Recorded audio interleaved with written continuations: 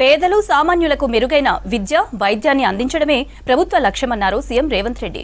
ప్రభుత్వ స్కూల్ పిల్లలకు ఉచితంగా లేదంటే 50% రాయితీతో రవాణా సౌకర్యం కల్పిస్తామని తెలిపారు. సామాన్యుడు భరించలేని స్థాయిలో వైద్య ఖర్చులు ఉన్నాయన్నారు సీఎం. ప్రైవేటు డాక్టర్లు ఏడాదిలో నెలపాటు ప్రభుత్వ ఆసుపత్రుల్లో పనిచేయాలని సూచించారు. వైద్యులు రోబోల్లా మారద్దని, మానవత్వం చూపాలని హితవు పలికారు ముఖ్యమంత్రి.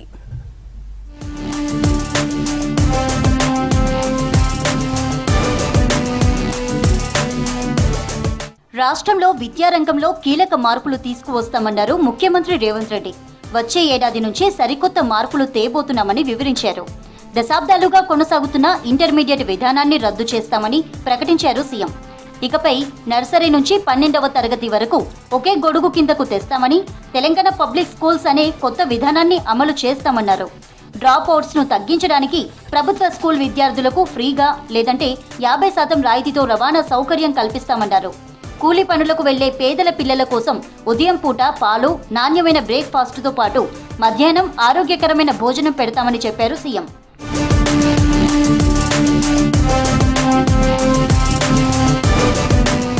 రాష్ట్రంలో 26,000 పాఠశాలలు, 21 లక్షల మంది విద్యార్థులున్నారని వివరించారు ముఖ్యమంత్రి. ప్రస్తుతం అందుతున్న యాంత్రికమైన విద్య తల్లిదండ్రులకు ఏమాత్రం సంతోషాన్ని ఇవ్వడం లేదని చెప్పారు. ఎడ్యుకేషన్ కమిషన్ ఇచ్చిన నివేదిక ప్రకారం మన విద్యా ప్రమాణాలు అత్యంత దయనీయంగా ఉన్నాయన్నారు. ఏటా 1.50 లక్షల మంది ఇంజనీరింగ్ పట్టాలు పుచ్చుకుంటున్నా అందులో 20% మందికి కూడా సర్టిఫికేట్కు తగ్గ నైపుణ్యాలు ఉండటం లేదన్నారు. థర్డ్ క్లాస్ చదువుకుంటున్న విద్యార్థికి 2వ తరగతి పుస్తకం ఇచ్చి చదవమంటే అందులో 6.5% మంది మాత్రమే ఆ పుస్తకాన్ని చదవగలుగుతున్నారు. అంటే మనం అందిస్తున్న విద్యలో నాణ్యత లేదు, మనం అందిస్తున్న విద్య పిల్లలకు అందడం లేదు. ఇట్లాంటి వాటిని గుర్తించడం వల్ల ఈరోజు అలా జరగకూడదు, పేదలకు నాణ్యమైన విద్యను అందించాలి అని చెప్పి ఈరోజు మా విధానాన్ని సవరించుకోవడం జరిగింది.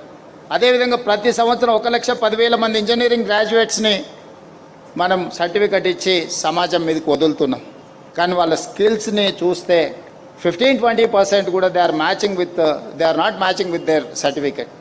అందుకే ఈరోజు మనం యంగ్ ఇండియా స్కిల్స్ యూనివర్సిటీని ప్రారంభించుకున్నాం.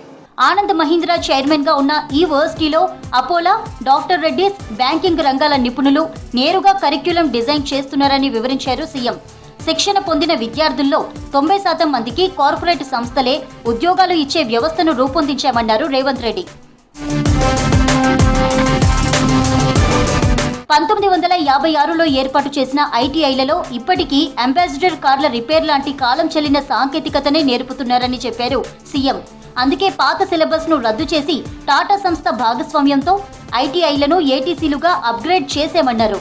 ఇప్పటికే 65 సంస్థలు ప్రారంభించామని, భవిష్యత్తులో పాలిటెక్నిక్ కాలేజీలను కూడా ఈ ఆధునిక వ్యవస్థ కిందికి తీసుకువస్తామని అన్నారు.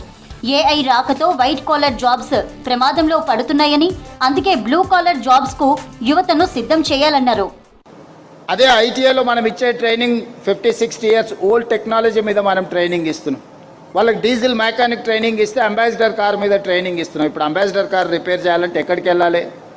ఏదైనా ఫామ్ హౌస్లో పెద్దల దగ్గర ఉంటే వెళ్ళి ఆ కార్ను రిపేర్ చేయాల్సిందే తప్ప ఈరోజు అంబాసిడర్ కార్లు ఎక్కడ అందుబాటులో లేవు.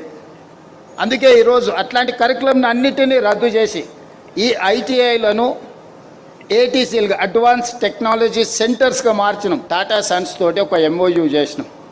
Tata is investing 2,100 crores. Only 14% is Telangana state government contribution. Private రంగంలో పనిచేస్తున్న డాక్టర్లు విధిగా ఏడాదిలో నెలపాటు ప్రభుత్వ ఆసుపత్రుల్లో ఫ్రీగా సేవలందించాలని చెప్పారు సీఎం. హైదరాబాద్ కోకాపేటలో మెడికవర్ హాస్పిటల్ ప్రారంభోత్సవంలో పాల్గొన్న సీఎం ఈ కామెంట్స్ చేశారు. రాష్ట్ర వ్యాప్తంగా ఉన్న 1,30,00,000 కుటుంబాలకు ప్రభుత్వం పూర్తి స్థాయిలో జీవిత బీమా సౌకర్యాన్ని కల్పిస్తుందన్నారు సీఎం.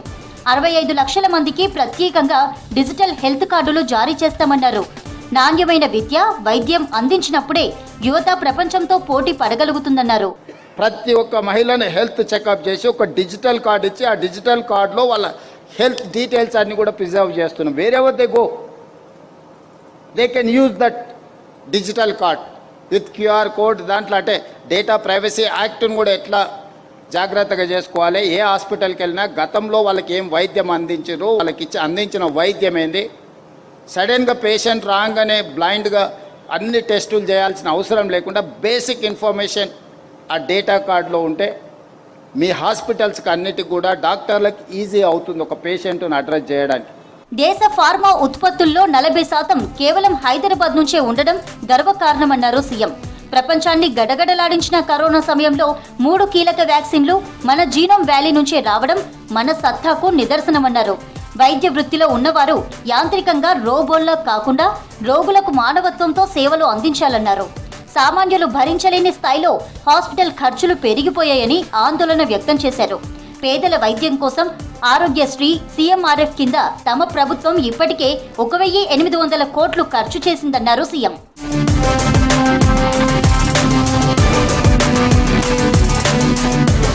హైదరాబాద్ ఫైనాన్షియల్ డిస్ట్రిక్ట్ లో కొత్తగా నిర్మించిన మెడికవర్ ఆసుపత్రిని సీఎం ప్రారంభించారు. ఈ ఆసుపత్రిలో 5 సెకండ్లలోనే గుండె పూర్తిగా స్కాన్ చేసే అత్యాధునిక స్కానింగ్ టెక్నాలజీని తెలుగు రాష్ట్రాల్లో మొదటిసారిగా ప్రవేశపెట్టారు. 640 స్లైస్ సిటీ స్కాన్ సాంకేతికతను ఏర్పాటు చేసి మరింత స్పష్టమైన, వేగవంతమైన, ఖచ్చితమైన రిపోర్టును అందించనున్నారు.